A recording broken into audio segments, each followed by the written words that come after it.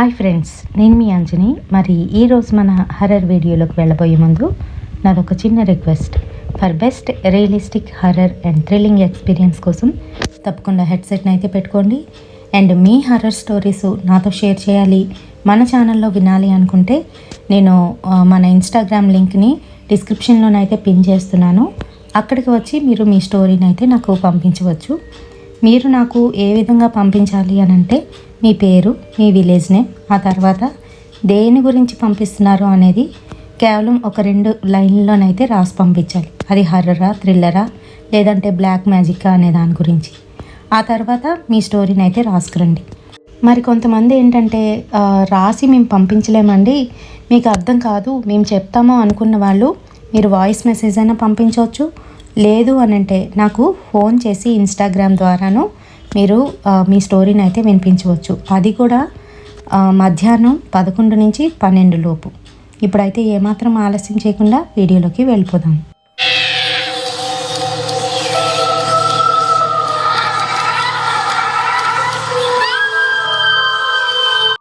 అది 1999. నేను inter first ఇయర్లోనైతే join అయ్యాను. గాజువాకలో ఒక మంచి కాలేజీలోనైతే జాయిన్ చేశారు మా నాన్నగారు. మా ఇల్లు సిటీ అవుట్స్కట్స్లో ఉండడం వల్ల ఇంటి నుంచి కాలేజీకి రావాలని అంటే అరగంట జర్నీ చేయవలసిందే. పైగా బస్సులు కూడా సరిగ్గా ఉండేవి కాదు. ఆ సమయంలోని కాలేజీకి వచ్చినప్పుడు నాకు అక్కడ వాళ్ళందరి ప్రవర్తన కూడా కొత్తగా అనిపించేది. ఎందుకు అనంటే మేమైతే ఊరు అవతల ఉండేవాళ్ళం. పైగా మాకు ఫ్యాషన్స్ కూడా తెలియవు. మరి గాజువాకలో ఉండే ఆ కాలేజీలో ఉన్న వాళ్ళందరూ కూడా చక్కగా తయారయ్యి అయితే వచ్చేవారు. అయితే అలాగా ప్రతి ఒక్కరితో మాట్లాడడం కానీ, లేదు అనంటే అందంగా తయారయ్యి రావడం కానీ నాకు తెలీదు. ప్రతిరోజు కూడా కాలేజీకి వచ్చేదాన్ని కానీ ఎవరితో మాట్లాడకుండా నా చదివేదో నేను చూసుకొని వెళ్ళిపోతూ ఉండేదాన్ని. మా కాలేజీ మొదలుపెట్టి 2 వారాలు అయిన తర్వాత ఒక అమ్మాయి అయితే జాయిన్ అయింది. తన పేరు అఫ్రిన్. నన్ను చూడగానే ఏదో ఎప్పటి నుంచో తెలిసిన దానిలాగా నవ్వుతూ నా పక్కకైతే వచ్చి కూర్చుంది. సరే, నేను కూడా నవ్వాను. ఆ తర్వాత మెల్లగా ఇద్దరం మాట్లాడుకున్నాం. వాళ్ళ పద్ధతులన్నీ వేరు అయినప్పటికీ కూడాను చక్కగా నాతో కలిసిపోయింది. అంతేకాదు, నాలాంటి మనస్తత్వమే. మా బావాలు చక్కగా కలిసిపోవడం వల్ల మేము కూడా తొందరగానైతే కలిసిపోయాం. ఎంత థిక్కెస్ట్ ఫ్రెండ్స్ అయిపోయామో అనంటే ప్రతిరోజు నా గురించి తను పువ్వులైతే తీసుకొస్తూ ఉండేది. అలాగే నేను నాన్ వెజ్ తిననని తనకు బాగా తెలుసు. అందుకనే తను నాన్ వెజ్ తెచ్చుకోవడం మానేసింది. అలాగే నా బాక్స్ తన బాక్స్ నేను కూడా తింటూ ఉండేవాళ్ళం. అలాగే చదువులో కూడాను ముందైతే ఉండేవాళ్ళం. ఇలా కొన్ని రోజులు అయిన తర్వాత అఫ్రిన్ నాతో ఇలా అంటుంది, ప్రియా, నువ్వు మా ఇంటికి వస్తావా? ఎందుకంటే మా ఇల్లు ఇక్కడికి దగ్గరే, చాలా దగ్గర. కాలేజీ నుంచి ఒక 10 మినిట్స్లోనైతే వెళ్ళిపోవచ్చు. మా అమ్మీజానికి నీకు చూపిస్తాను అని చెప్తుంది. ఇప్పుడు వద్దులేవే, అమ్మ నా గురించి వెయిట్ చేస్తుంది. పైగా నేను ఇంట్లో కూడా చెప్పలేదు. ఇంకో రోజు ప్లాన్ చేద్దాంలే అని చెప్తున్నాను నేను. సరేనంటూ ఇద్దరం అయితే చదువుకుంటున్నాము. ఈలోగా అఫ్రిన్ ఇలా అంటుంది, రోజు మా అమ్మకి నీ గురించి చాలా చెప్తూ ఉంటాను. నీ పద్ధతులు, ఇంకా మీ ఇంట్లో వాళ్ళ సంగతులు అన్నీ కూడాను నువ్వు చెప్పినవన్నీ చెప్తూ ఉంటాను అని చెప్తుంది.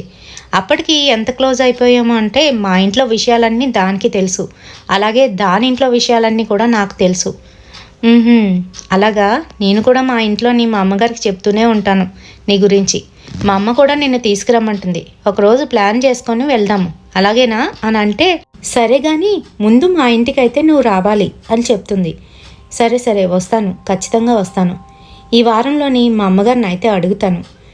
శనివారం మనకి ఎలాగా హాఫ్ డే కాబట్టి ఆ రోజు వెళ్దాం అని అంటే అలాగే అంది. శనివారం రానే వచ్చింది. ఇంకంతే, దాని పట్టు అస్సలు వదలలేదు. ఈరోజు ఖచ్చితంగా మా ఇంటికి వెళ్ళాల్సిందే, మా ఇంట్లో నువ్వు భోజనం చేయాల్సిందే అని అంటుంది. శనివారమే, నేను ఎవరింట్లో తిన్ను, నీకు తెలుసు కదా. అది కూడాను నేను ఒక్క పూటే తింటాను, అది కూడా నీకు తెలుసు కదా అని అంటూ ఉంటే, అదేం కుదరదు. నువ్వు మార్నింగ్ టిఫిన్ తిన్నావని చెప్పావు, నాకు బాగా గుర్తుంది. అమెజాన్తోని అన్నీ కూడా ప్రిపేర్ చేయించాను, తప్పకుండా నువ్వు రావాల్సిందే అంటూ బెల్ కొట్టారో లేదో ఇంకంతే, నా బ్యాగ్ పట్టుకొని వదలలేదు. సరే, అలాగా అమ్మకి చెప్పేశాను కదా అని చెప్పి దాని వెనక అయితే వెళ్ళాను. కొంచెం దూరం నడిచేసరికి వాళ్ళ ఇల్లు అయితే వచ్చేసింది. మరి వాళ్ళ ఇల్లు చాలా చిన్నదైతే ఉంది. నాకు వెంటనే ఒక డౌట్ వచ్చింది. ఇంతమంది ఉంటారు కదా, ఈ ఇల్లు సరిపోతుందా అని అడిగాను. మరేం చేస్తామే, సరిపెట్టుకోవాలి, తప్పదు. మనం ఫైనాన్షియల్గా వీక్ అని నీకు తెలుసు కదా. మీరేనేంటి, మేము కూడా వీకే అని అంటే, అలా ఏం లేదులే, మీకంటే సొంత ఇల్లు ఉంది, మాకు సొంత ఇల్లు లేదు, పైగా మీది విశాలమైన ఇల్లని ఎప్పుడు చెప్తూ ఉంటావు కదా అని అంటూ వాళ్ళ ఇంటి లోపలికైతే తీసుకువెళ్ళింది. నన్ను సోఫాలో కూర్చోమని చెప్పి, అమ్మీ అమ్మీ కహా పర్ హే తూ, తుమ్సే మిల్నే కోయి ఆయా హే, బాహర్ ఆనా అని పిలుస్తుంది. క్యా బోల్ రయ్యే, కౌన్ ఆయా అంటూ బయటికైతే వచ్చి చూశారా ఆంటీ. ఈలోగా నమస్తే ఆంటీ అంటూ నేను నించొని నమస్తే చేశాను. అంతే. ఓ ప్రియా, నువ్వేనమ్మా అని అంటే, అవునా ఆంటీ, నేనే ప్రియని. రోజు నీ గురించి చెప్తూ ఉంటుందమ్మా, నువ్వంటే చాలా ఇష్టం. ఆ ఫ్రెండ్ తోడ అందరానా అంటూ లోపలికైతే పిలిచింది. నువ్వు ఇక్కడే కూర్చో, నేను ఇప్పుడే వస్తాను అంటూ లోపలికి వెళ్ళి ఇద్దరు ఏదో మాట్లాడుకున్నారు. ఆ తర్వాత ఆంటీ వెంటనే నాకు కీర్ చేసి తీసుకువచ్చి ఇచ్చారు. ఆంటీ ఇప్పుడెందుకు ఆంటీ ఇవన్నీ అని అంటే, లేదమ్మా, ఫస్ట్ టైం కదా మా ఇంటికి వచ్చావు, అందుకే ఇవన్నీ కూడా అంటూ తిను అని పెడుతుంది. అది తింటున్నాను. ఈలోగా నీకు కూడా తెచ్చుకో అని చెప్తుంటే, నాకు కాదు, అది నీకు మాత్రమే స్పెషల్ అని చెప్తుంది ఆ ఫ్రెండ్. నాకు స్పెషల్ ఏంటి, రా వచ్చి కూర్చో అని చెప్తూ దానికి పెట్టబోతుంటే, తన కోసం కాదు, నీ కోసమే చేసా, నువ్వే తినాలి అని చెప్తుంది ఆంటీ. సరేలే అని చెప్పేసి తినేసా. నేను ఇప్పుడే వస్తానమ్మా, ఇంకా కొంచెం బాకీ ఉంది, అది చేసేసి వస్తాను అని చెప్పి లోపలికైతే వెళ్ళిపోయారు ఆంటీ. నేను సరే అంటూ దాంతో మాట్లాడుతూ ఉంటే ఈలోగా లోపల నుంచి శబ్దాలేవో వినబడుతున్నాయి. ఎవరు, అంకుల్ ఉన్నారా? అయ్యో నేను గట్టిగా మాట్లాడేశానే అని అంటూ ఉంటే, పాగల్, అంకుల్ ఇప్పుడు ఎక్కడ ఉంటారు? ఈ టైంలో నాన్న ఆఫీస్లో ఉంటారు, లోపలున్నది మా అన్నయ్య అని చెప్తుంది. ఓ అన్నయ్య, అయినా కూడా ఇంత గట్టిగా మాట్లాడుకుంటున్నాం, ఏమనుకుంటారో అని అంటూ ఉంటే ఈలోగా వాళ్ళ అన్నయ్య బయటికి అయితే వచ్చాడు. తన్ని చూడగానే నాకేంటంటే ఏదో ఒక పర్ఫ్యూమ్ స్మెల్ అయితే బాగా వచ్చింది. తన్ని అలా చూస్తూ ఉండిపోయా. ఇంకా తను కూడా నన్ను చూస్తూ నవ్వుతున్నాడు. తన క్రాఫ్ట్ సెట్ చేసుకొని, హాయ్, నా పేరు అహసాన్, నీ పేరు ప్రియానే కదా, మా చెల్లి ఎప్పుడూ చెప్తూ ఉంటుంది, ఎలా ఉన్నావు అని అడుగుతూ ఉంటే నేను తన మాటలకి జవాబు చెప్పలేకపోతున్నాను. తడబడిపోతూ బాగానే ఉన్నాను అని చెప్తున్నాను. నువ్వు నన్ను ఎహసాన్ అని పిలవచ్చు అని అంటున్నాడు. పక్కనే ఉన్న అర్ఫిన్ నా కాస్త చూస్తూ వాళ్ళన్నీ కాస్త చూస్తూ నవ్వుతుంది. ఇదేంటి ఇలా పిచ్చిదానిలా నవ్వుతుంది, ఏయ్ ఆగు, నవ్వకు అని చెప్తున్నాను. మీరిద్దరు మాట్లాడుకుంటారా అని అంటుంది. నేను వీటితో మాట్లాడడం ఏంటి అని మనసులో అనుకొని, ఏం మాట్లాడతాను, సరే నువ్వు మాట్లాడు అని చెప్తున్నాను. మా ఎదురుగా కూర్చొని అక్కడి నుంచి కదలకుండా నాతో ఇంకా మాటలు అయితే కలుపుతున్నాడు వాళ్ళ అన్నయ్య. నాకు కొంచెం చాలా చిరాగ్గా అనిపించింది. ఇదేంటి, ఇది ఇలా తీసుకొచ్చి నన్ను బుక్ చేసింది అనుకుంటూ మాట్లాడుతున్నాను, కానీ భయపడుతూనే ఉన్నాను. ఈలోగా వంటగదిలో నుంచి వాళ్ళ అమ్మగారు తొంగి చూస్తూ నవ్వుకుంటూ మళ్ళీ తన వంట అయితే చేస్తుంది. ఈవిడేంటి ఇలా బిహేవ్ చేస్తుంది అని అనుకున్నాను. ఆ తర్వాత కొంతసేపటికి భోజనం అయితే వడ్డించేశారు. రామ్మ భోజనం చేద్దు కానీ అని పిలుస్తూ ఉన్నది. నేను అఫ్రిన్ తొందరగా వెళ్ళి కూర్చుని పోయాం.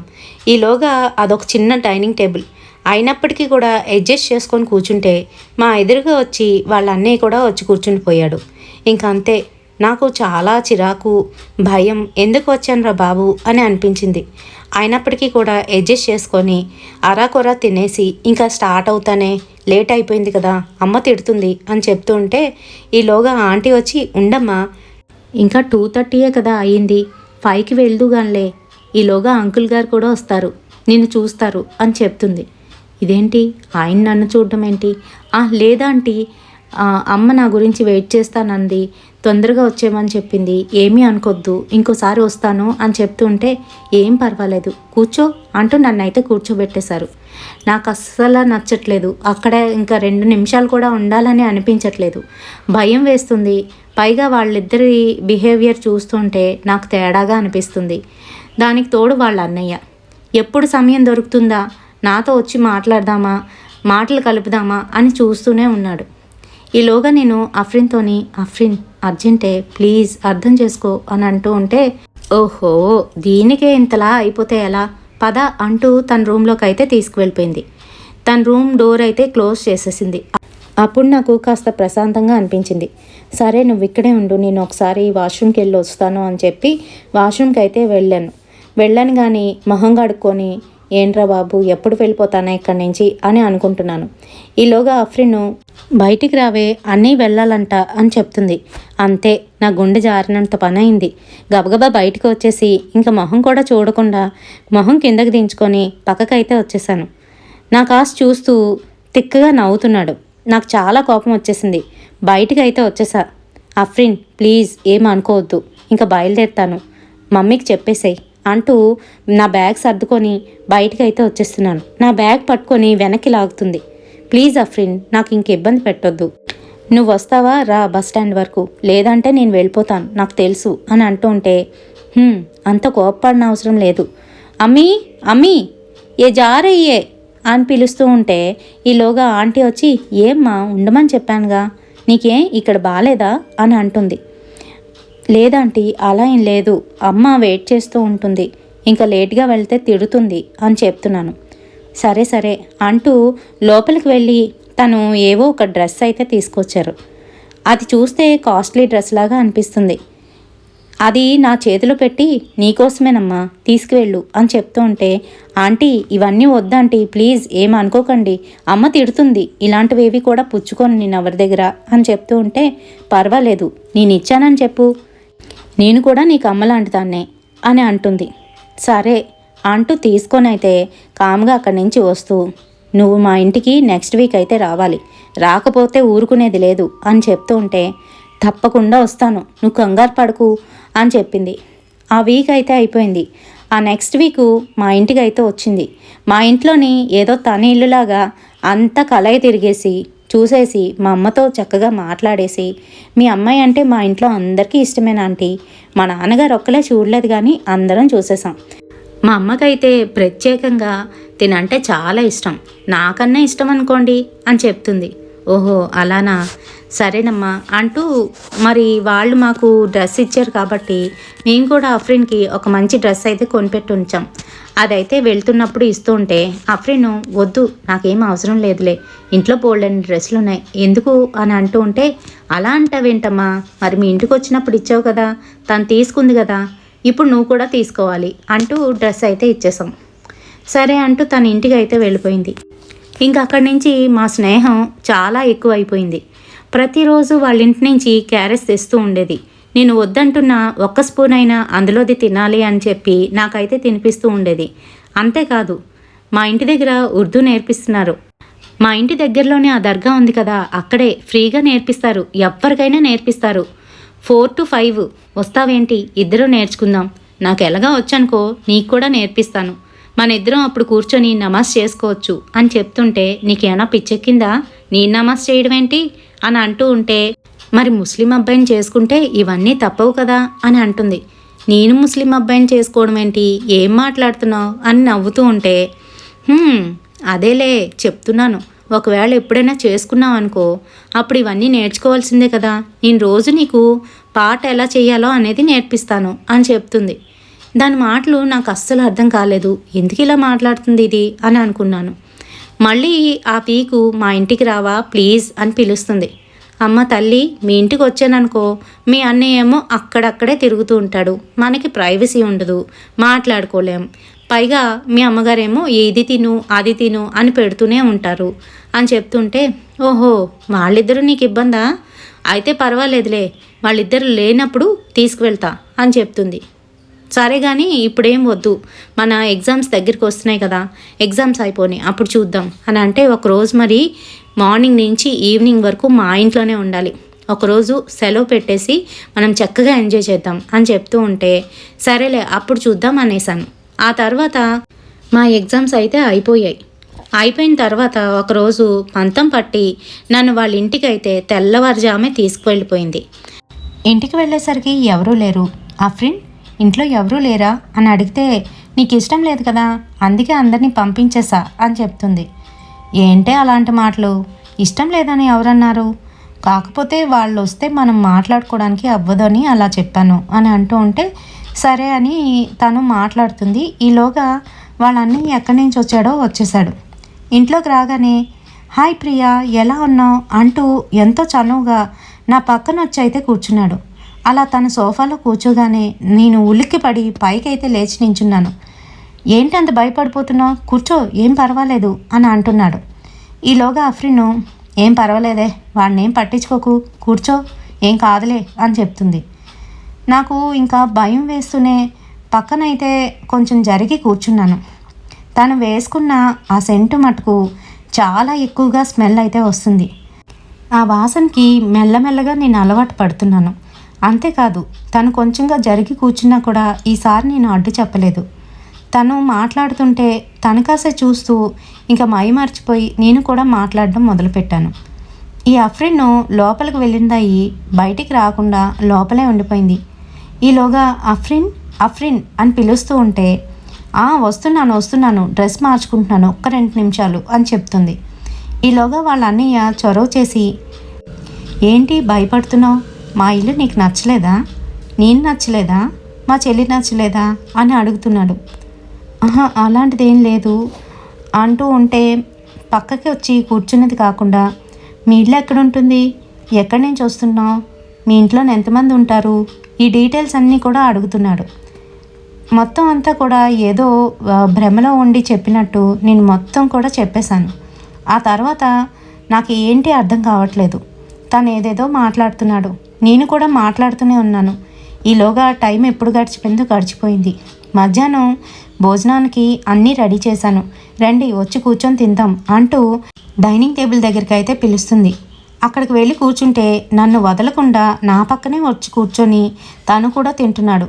ఈలోగా బయట నుంచి వాళ్ళ అమ్మ కూడా వచ్చింది.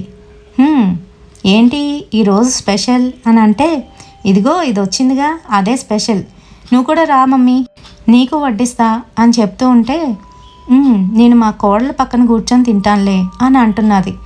ఆవిడ మాటలు నాకు వింతగా అనిపించాయి. ఏంటి ఈవిడ నన్ను కోడలు అంటుందా, ఇంకెవరైనా ఉన్నారా అని ఆలోచిస్తున్నాను. కానీ ఆ వాసనకి నాకు ఏం చేస్తున్నానో ఏంటో నాకు ఏమీ అర్థం కావట్లేదు. భోజనం చేస్తున్నాను, మెల్లగానైతే తింటున్నాను. ఆవిడ కూడా నా పక్కన వచ్చి కూర్చొని ఏంటి కోడల, ఏంటి విషయాలు, ఎలా ఉన్నావు అని మాట్లాడుతుంటే నేను అడ్డు చెప్పకుండా ఆవిడతో మాట్లాడుతున్నాను. కోడలా అని ఎందుకు పిలుస్తున్నది ఈవిడ అని అడగలేదు. ఇంకా అన్నీ పూర్తయిన తర్వాత కాసేపు మాట్లాడుకుందాం అని చెప్పి అఫ్రిన్ అయితే తన గదిలోకి తీసుకువెళ్ళింది. ఇద్దరం కూర్చొని మాట్లాడుకుంటూ ఉంటే నాకు అప్పుడు తెలివి వచ్చినట్టుగా అయ్యింది. ఏంటి నేను ఇందాకలు చేసిన పని, చిచి వాడితో కూర్చొని తిన్నాను, పైగా ఆవిడ నన్ను కోడలని పిలుస్తుంది ఏంటి, ఇంకెప్పుడు వీళ్ళ ఇంటికి రాకూడదురా బాబు అని అనుకున్నాను. ఈలోగా అఫ్రిన్ ఏంటి ఆలోచిస్తున్నావు అని అంటే, ఏం లేదు తల నొప్పెడుతుంది కొంచెం అని అంటూ ఉంటే, ఉండు మా ఇంట్లో మంచి ఆయిల్ ఉంది రాస్తాను, మసాజ్ చేస్తాను అని అంటుంది. వద్దొద్దు నాకేం చెయ్యొద్దు అని అంటే, ఏం పర్వాలేదులే నీ జుత్తు ఏం ఊడిపోదు, నేను రాస్తాను చూడు ఎంత బాగుంటుందో తెలుసా అంటూ లోపలికైతే వెళ్ళింది. ఈలోగా అక్కడికి వాళ్ళ అమ్మ కూడా వెళ్ళి అందులో ఏదో మిక్స్ చేశారు. నాకేమీ అర్థం కావట్లేదు. దానికి అడ్డు చెప్పలేకపోతున్నాను, అక్కడి నుంచి బయటికి రాలేకపోతున్నాను. నా జుత్తు పొడుగ్గా ఉండడంతో జుత్తంతా ఇప్పేసి చక్కగానైతే ఆయిల్ రాయడం మొదలుపెట్టింది. ఈలోగా వాళ్ళ అమ్మగారు వచ్చి నేను చక్కగా జడ కూడా వేస్తానమ్మా అంటూ నా జుత్తునైతే దువ్వుతుంది. అలా చేసిన తర్వాత నాకు ఎంత హాయిగా అనిపించిందనంటే వాళ్ళని వద్దు అని చెప్పాలనిపించలేదు. వాళ్ళు ఏదేదో మాట్లాడుతున్నారు. ఆ మాటల్లోనే ఆవిడ కోడలి పిల్ల నీ పెళ్ళి ఎప్పుడు చేస్తారు మీ అమ్మా నాన్న అని అడుగుతూ ఉంటే, ఇంకా దానికి చాలా టైం ఉందా ఆంటీ అని చెప్తున్నాను. టైం అంటే వచ్చే ఏడేనా అని అడిగింది. ఇంటర్ అయిపోగానే చేసేస్తారా ఆంటీ అని చెప్తూ ఉంటే, ఆహా సరే ఈలోగా మాట అనుకొని ఉంచుకోవడం మంచిది కదా, ఎవరైనా ఉన్నారా అని అంటే, ఎవరూ లేరా ఆంటీ, ఇంకా ఎవరితోని ఏమీ మాట్లాడలేదు అని చెప్తూ ఉంటే, సరే అయితే మరి మేము రావచ్చా మీ ఇంటికి అని అడిగారు. ఆవిడ దేనికి రావచ్చా అని అడుగుతుందో నాకు అర్థం కాలేదు. ఆ సమయంలోని నేనేం మాట్లాడుతున్నానో ఏం చేస్తున్నానో నాకే తెలీదు. రండి ఆంటీ, మీరెప్పుడు మా ఇంటికి రాలేదు కదా, ఒకసారి రండి అని చెప్తున్నాను.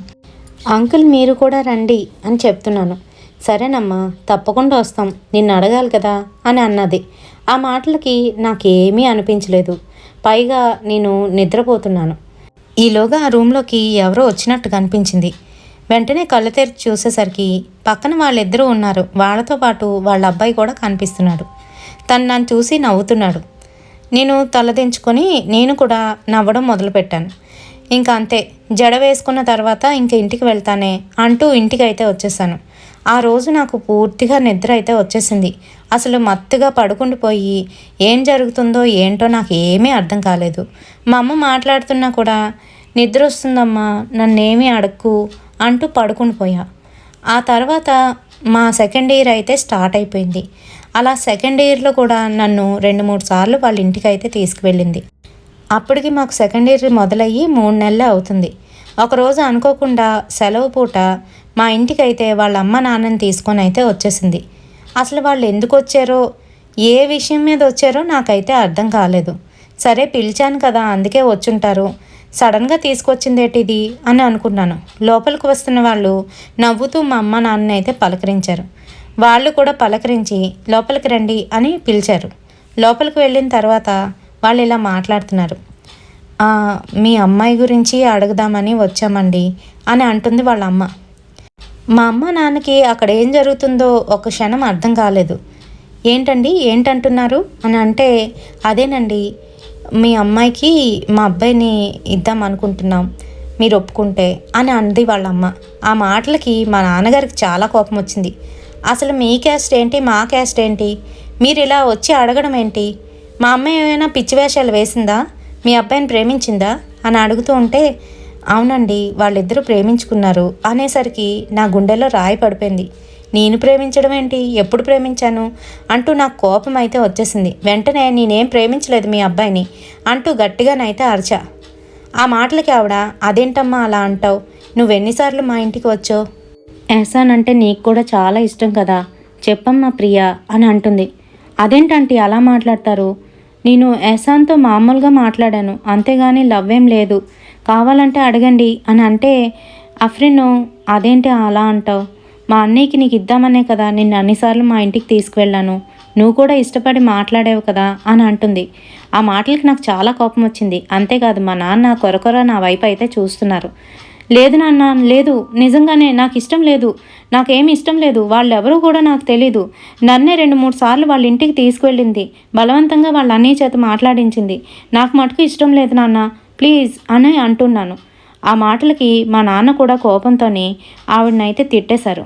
ఏంటండి మా అమ్మాయికి ఏమి ఇష్టం లేదు, అయినా చిన్నపిల్లలతో ఏంటిది, మీరు అసలు ఆలోచిస్తున్నారా, ఈ అమ్మాయి ఇంకా ఇంటర్ సెకండ్ ఇయర్ చదువుతుంది, నేను మా అమ్మాయికి ఇంటర్ అయిపోయిన తర్వాత డిగ్రీ కూడా చదివించాలనుకుంటున్నాను, అయినా మీ క్యాస్ట్ మా క్యాస్ట్ ఒకటి కాలేదండి, ఏమనుకోకండి, ప్లీజ్ మీరు వెళ్ళిపోండి, ఇంకా అంతకు మించి నా చేత ఎక్కువ మాట్లాడించకండి అని అంటుంటే వాళ్ళ నాన్నగారు కోపంగా లెగిచి, ఏమన్నావు, మేము ఊరికనే రాలేదు మీ ఇంటికి, మీ అమ్మాయి ఇష్టపడిందని వచ్చాం, బేగం పద ఇక్కడి నుంచి వెళ్ళిపోదాం అంటూ వాళ్ళ ఆవిడనైతే లాక్కొని వెళ్ళిపోతుంటే, నేను కూడా చూస్తాను మీ అమ్మాయికి ఎలా పెళ్లి చేస్తారో, మా అబ్బాయిని కాదనుకుంటూ అంటూ ఆవిడ ఒక మాట అనేసరికి ఆ మాటకి మా నాన్నకి చాలా కోపం వచ్చేసింది. మీరు ముందు ఇంట్లో నుంచి కదలండి, మీరు మా ఇంటికి ఇంకెప్పుడు రావద్దు, మా అమ్మాయి వెనకాల కూడా పడవద్దు, ఇంక దాంతో ఫ్రెండ్షిప్ చేయకు అని మా నాన్న కూడా తిడుతున్నాడు. ఇంకా అలా చిలికి గాలివాన అయితే అయిపోయింది. పెద్ద గొడవ అయితే అయిపోయింది. వాళ్ళు మాతోని కోపంగా మాట్లాడుతూ నా కాసి ఎర్రగా చూస్తూ వెళ్ళిపోయారు. నాకు చాలా భయం వేసింది. మా నాన్న ఇంకా తిట్లు మొదలుపెట్టారు. పోన్లే కదా, ఒకగానొక ఆడపిల్ల కదా అని చెప్పి కాలేజీలో జాయిన్ చేస్తే ఇలాంటివన్నీ కూడా ఇంటికి మోసుకొస్తున్నావు, పనికిమాల వాళ్ళందరితో కూడా ఫ్రెండ్షిప్లు చేస్తావు అంటూ ఇంకా తిడుతూనే ఉన్నారు.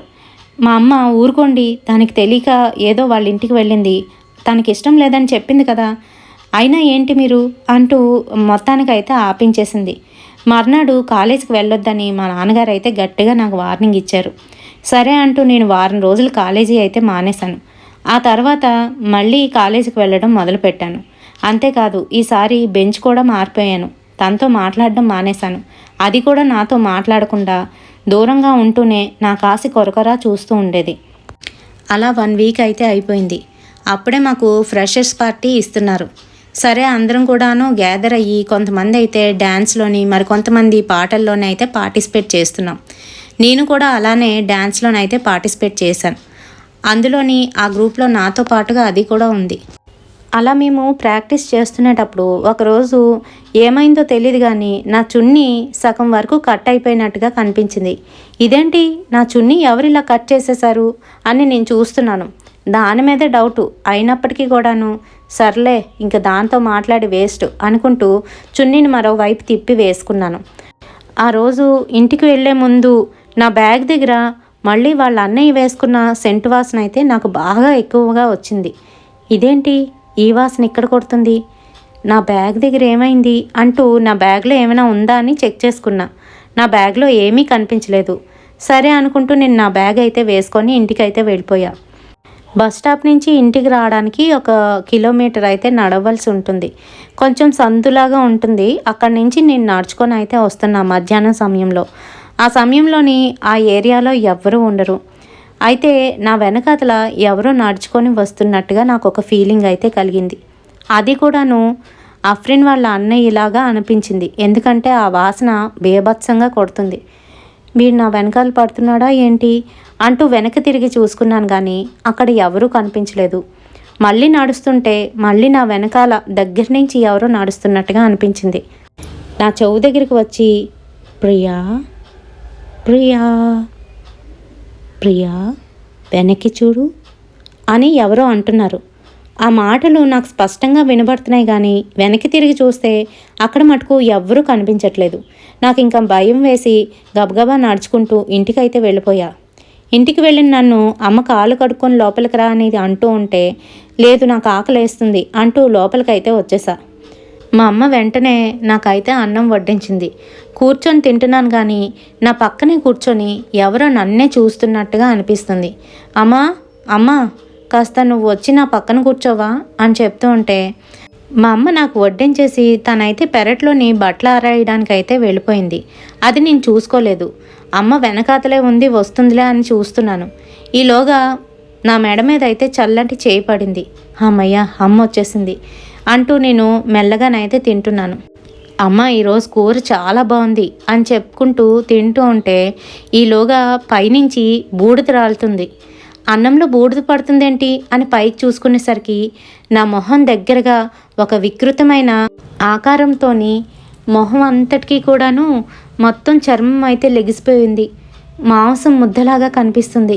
అంతేకాదు కళ్ళు గుడ్లు బయటకు వచ్చేసి రెప్పలవి కూడాను లేవు. చూడ్డానికి అతి భయంకరంగా వికృతంగానైతే ఉంది. అంతే గట్టిగానైతే అరిచేసా. ఈలోగా నా తన నోట్లో నుంచి వస్తున్న రక్తం వచ్చి పడుతుంది. ఇంకా నాకు ఏమీ అర్థం కావట్లేదు. నేను అలాగే అరుస్తూ పైకి చూస్తూ ఉండిపోయా. ఈలోగా అమ్మ ఏమైంది అనుకుంటూ పెరట్లో నుంచి పరిగెట్టుకొని వస్తూ జారిపోయి ముందుకు పడిపోయింది. ఈలోగా జరగాల్సిందంతా జరిగిపోయింది. ఆ తర్వాత నేను కుర్చీలోని కూర్చొని నిద్రపోతున్నాను. అమ్మ నొప్పులతోని లేచి అక్కడి నుంచి మెల్లగానైతే వచ్చి చూసేసరికి నేను తినకుండా చేతిని కూడా కడగకుండా అక్కడే కూర్చొని నిద్రపోతున్నట్టుగా కనిపించింది. అమ్మ ఏమైంది అంత గట్టిగా అరిచావు? నీ వల్ల నేను పరిగెట్టుకుంటూ వస్తూ జారిపోయి పడిపోయాను, దెబ్బ తగిలింది చూడు అంటూ కాళ్ళు కాసి అయితే చూపిస్తుంది. బొటనవేలు దగ్గర పైకి పెచ్చులాగా ఊడిపోయి రక్తం అయితే పోతుంది. అబ్బా అనుకుంటూ కాలు ఇలా పైకి ఎత్తేసరికి నేను సడన్గా ఇలా కిందకు వంగి ఆ కాలు మీద పడుతున్న రక్తాన్ని అంతటినీ కూడా పీల్చేస్తున్నాను. ఇదేంటి ఏం చేస్తున్నావు, చీ లెగు వదులు అంటూ నన్ను పక్కకు తోస్తుంటే నేను ఇంకా నవ్వుతూ అమ్మ బొటనవేలులో నుంచి కారుతున్న రక్తాన్ని పీల్చేస్తున్నానంట. ఈలోగా గట్టిగానైతే తోసేసింది అమ్మ. ఏం చేస్తున్నావు పనికిమాలిన పిల్ల అంటూ కాళ్ళని అలా గట్టిగా పట్టుకొని లోపలికైతే వెళ్ళిపోయింది. ఇంకా అంతే. అక్కడి నుంచి నేనేం చేస్తున్నానో నా ప్రవర్తన అంతా ఎలా మారిపోయిందో నాకే తెలీదు. సాయంత్రం నాన్న వచ్చేసరికి నా రూమ్లోని ఏదో ఆలోచిస్తూ కూర్చుని నన్ను చూసి నాన్న ఏమైందమ్మా ఏంటి ఆలోచిస్తున్నావు అని అడిగితే నాన్న వైపు తిరగకుండా అటుపక్కే కూర్చొని చూస్తూ ఏదో మాట్లాడుతూ సైగలు చేస్తున్నానట. అది చూడగానే నాన్న లోపలికి వచ్చి ఏమైంది ఎటుపక్క చూస్తున్నావు, ఎవరికి సైగలు చేస్తున్నావు అని కిటికీ దగ్గర నుంచి చూసేసరికి అక్కడ ఎవరూ లేరు. నేను మటుకు కిటికీ దగ్గరే కూర్చొని నేను రాత్రికి వస్తా అంటూ సైగలు అయితే చేస్తున్నానట. అది చూసిన నాన్న ఒకటైతే ఇచ్చారు.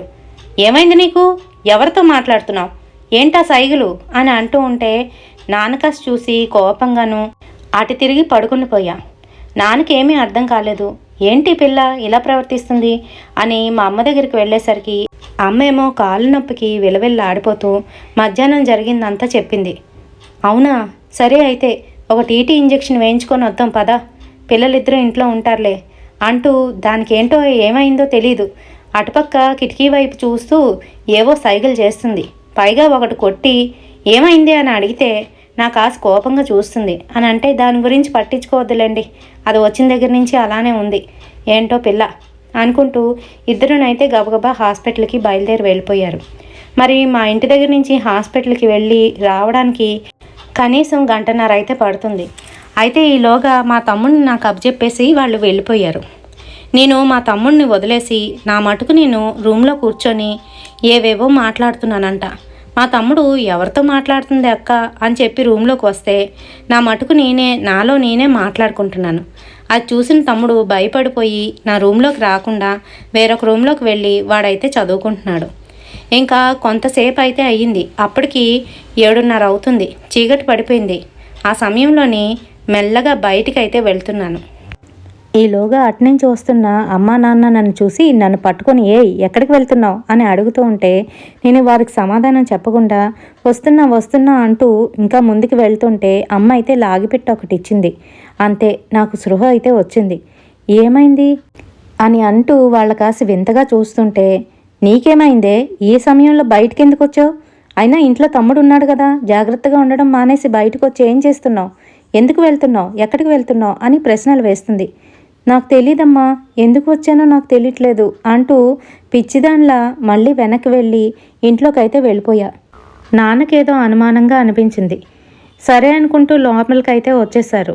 ఆ తర్వాత అమ్మ మెల్లగా ఆ నొప్పితోనే వంట అది కూడా పూర్తి చేసింది. భోజనాలు తిని మేము పడుకుండేసరికి 10 అయితే అయిపోయింది. నేను తమ్ముడు ఒక రూమ్లో పడుకోవడం, అమ్మ నాన్న వేరొక రూమ్లో పడుకోవడం అలవాటు. అలా పడుకునేటప్పుడు కరెక్ట్గా అది 1:30 అవుతుంది. ఆ సమయంలోని నేను లేచి కూర్చున్నా. మా తమ్ముడికి సడవ్వకుండా మెల్లగానైతే బయటికి వచ్చి బయట తలుపు తీస్తూ ఉంటే ఈలోగా మంచినీళ్ళ కన్ను వచ్చిన నాన్న నన్ను చూశారు. ఏ ప్రియా, ఎక్కడికి వెళ్తున్నావే అంటూ వెనకాతల నుంచి వచ్చి నా భుజం మీద చేయి వేసి నన్ను ఇలా తిప్పారు. అంతే, నా కళ్ళు చూసేసరికి ఆయనకి భయం వేసి 4 అడుగులు వెనక్కి వేశారు. నా కళ్ళులోని కనుపాప ఏదైతే ఉంటుందో ఆ నల్లటి కనుపాప కనిపించట్లేదు. అంతేకాదు, నేను వికారంగా నవ్వుతూ నా నోరంతా రక్తంతోనైతే ఉంది. శారదా తొందరగా రా అని మా అమ్మనైతే పిలుస్తున్నారు. ఈలోగా మా అమ్మ ఏమైందండి అనుకుంటూ వచ్చి చూసేసరికి నేను ఆ రకంగా ఉన్నాను. పైగా బయటికి వెళ్ళిపోవడానికి మళ్ళీ తలుపు లాగుతూ ఉంటే ఈలోగా మా అమ్మ వచ్చి గట్టిగా పట్టుకొని వెనక్కి లాగి నా బొగ్గ మీద ఒకటి ఇచ్చింది. అంతేకాదు, లోపలికి తీసుకువెళ్ళి కుర్చీలోనైతే కట్టేశారు. నేను గట్టిగట్టిగా అరవడం మొదలుపెట్టాను. అది కూడాను మొగ గొంతుకులోని. 2 రకాలుగా ఒకేసారి మాట్లాడుతున్నాను. నన్ను వదలండి, నన్ను కట్టొద్దు, నేను బయటికి వెళ్ళాలి అని గట్టిగా అరుస్తుంది. నా మాటలు నా చేష్టలు వింటూ ఉంటే అమ్మకి నాన్నకిని వణుకుతో పాటు భయం కూడా వచ్చేసింది. ఏం చేయాలరా బాబు అని ఆలోచిస్తూ తెల్లవారేసరికి పెద్ద గుడికి అయితే తీసుకువెళ్ళారు. అది అనకాపల్లిలోనైతే ఉంటుంది. అక్కడికి తీసుకువెళ్ళి కొంతమందికి అయితే చూపించారు. వాళ్ళు ఇది ఇక్కడ తేలేది కాదండి, దర్గాకి తీసుకుపోండి అని చెప్తే మా నానమ్మ వాళ్ళు అక్కడే ఉండడంతో వాళ్ళకి తెలిసిన ఒక పెద్ద దర్గాకైతే తీసుకువెళ్ళారు.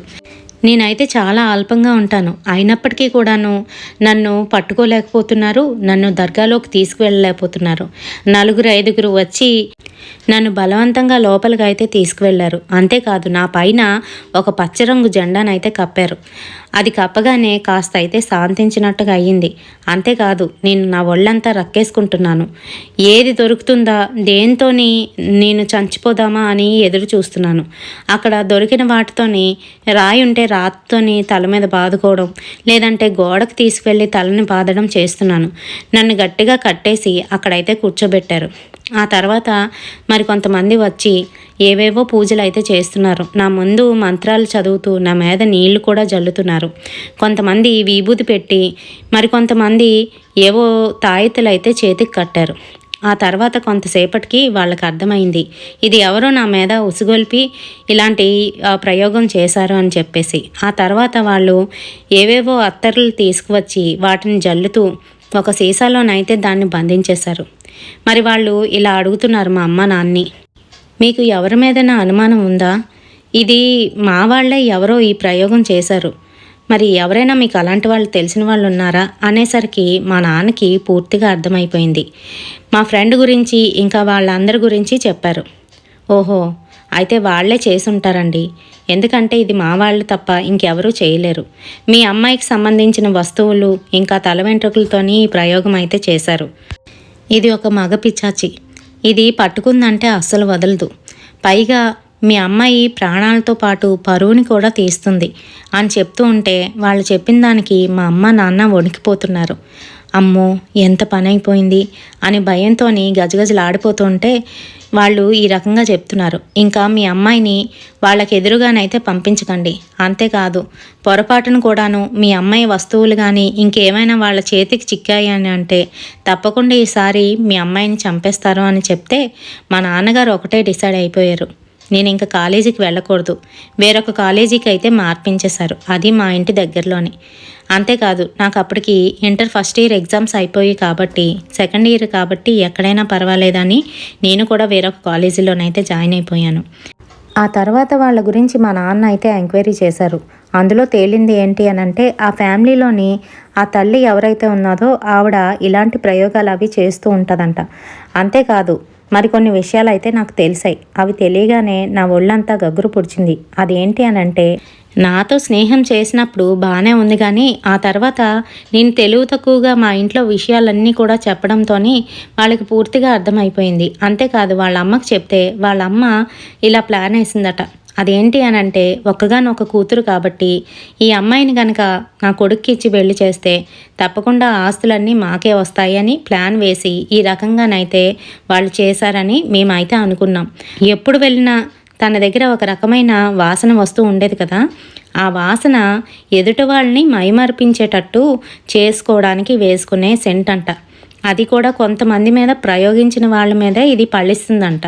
నా మీద అప్పటికే ఏదో ఒక ప్రయోగం జరిగింది. దానికి గల కారణం ఏంటి అని అంటే తను ఎప్పుడు కూడాను తెస్తున్న ఆహారం నేను తినడం వల్లనే. మరి ఆ ఊరు కానీ ఆ కాలేజీకి కానీ వెళ్ళడం అయితే మానేశాను. మా నాన్నే మిగతా పనులన్నీ చేసుకొని నన్ను అయితే వేరే కాలేజీలో జాయిన్ చేసేశారు. ఇది నా జీవితంలో జరిగిన రియల్ ఇన్సిడెంట్. స్నేహితులు అంటూ మన చుట్టూ ఉంటూనే కొంతమంది ఇలాంటివి అయితే చేస్తూ ఉంటారు. మరి మీకు ఇలాంటివి జరిగాయా? జరిగితే తప్పకుండా మనతోనైతే షేర్ చేయండి. రేపటి సరికొత్త రియల్ ఇన్సిడెంట్తోని మళ్ళీ మీ ముందుకైతే వచ్చేస్తాను. Until then bye.